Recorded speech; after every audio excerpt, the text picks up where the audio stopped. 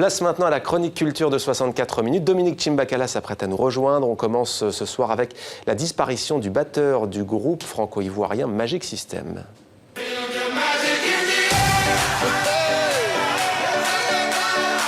Magic System, Redouane, Shaoki.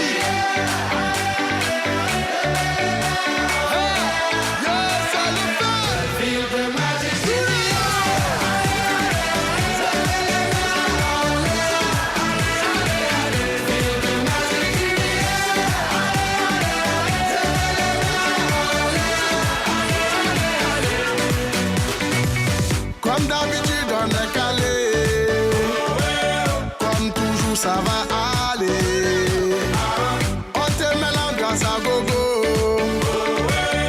Tous ensemble, on fait le show.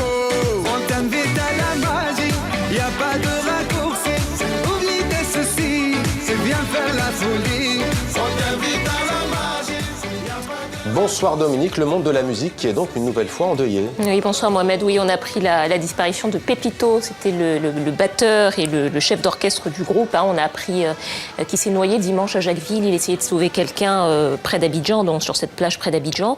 Et vous savez, son groupe, le tube qu'on vient de voir, là, ça a vraiment été un tube un peu partout dans le monde. Et c'est son groupe, Magic System, qui était à l'origine du FEMUA, le Festival des musiques urbaines à Abidjan, festival au cours duquel Papa Wemba est mort il y a 2 semaines. Donc voilà, c'est encore en très peu de temps une nouvelle disparition dans le monde de la musique.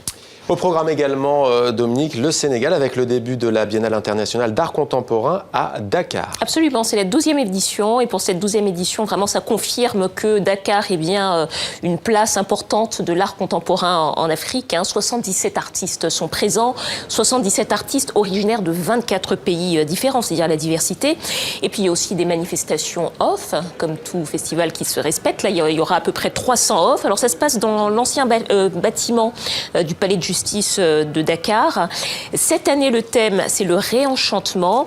Et on voit vraiment que Dakar veut vraiment dépasser l'horizon de la création africaine et se positionner sur la scène internationale dans l'art contemporain. On va écouter ce qu'en dit l'organisateur et puis aussi un artiste sénégalais qui ont été interviewés par notre correspondant, Mathieu Milcan.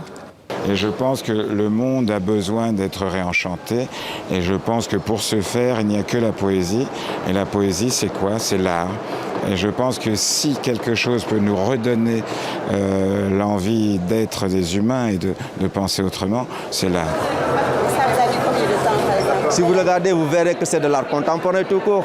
Il n'y a pas un mot ou bien un signe qui te renvoie à l'Afrique. Il faut aller au-delà et oser s'affronter aux autres. C'est comme une biennale de Venise ou bien de Sao Paulo ou bien de la Havana. Moi, j'étais sélectionné à la Havana en 2006, par exemple.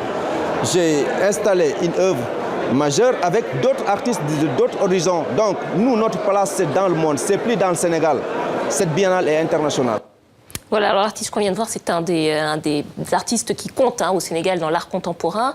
Il y a encore beaucoup de choses à voir. C'est jusqu'au 2 juin à Dakar. Plein d'artistes brillants, talentueux qui se produisent généralement partout dans le monde. Et cette année, ils sont à Dakar. À Dakar, et vous nous emmenez maintenant, Dominique, au Burkina Faso, à Ouagadougou, avec le Festival Jazz. Oui, festival 24e édition. Cette année, c'est organisé alors à Ouagadougou, la capitale du Burkina, et puis aussi à Bobo-Dioulasso. Les concerts se répartissent entre ces 2 villes. Très belle scène encore cette année avec la Malienne Rokia Traoré par exemple. Il y a aussi Ali Farka Touré, la Cap-Verdienne, Elida Dalmeda, il y a les Belges d'African Protocol.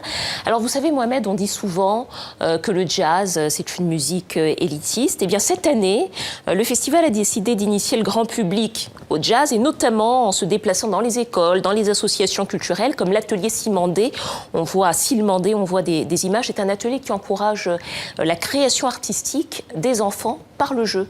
On va écouter le fondateur de l'atelier Silmandé. Pour moi, il y a un lien entre le jazz et les enfants. Quand un enfant prend un instrument et touche, on commence à le taper ou ne se pose pas mille questions. Pour moi, c'est pareil quand on commence à improviser. On part sur des émotions qui ne sont pas forcément que notes, qui ne sont pas forcément que accords. On essaie de se surpasser pour faire quelque chose ou bien découvrir quelque chose. Voilà, image, interview signée Fanny Noireau. Voilà, tout est dit. Merci beaucoup Dominique pour cette chronique culture. C'était Demander le programme. À demain, même endroit, même heure Dominique.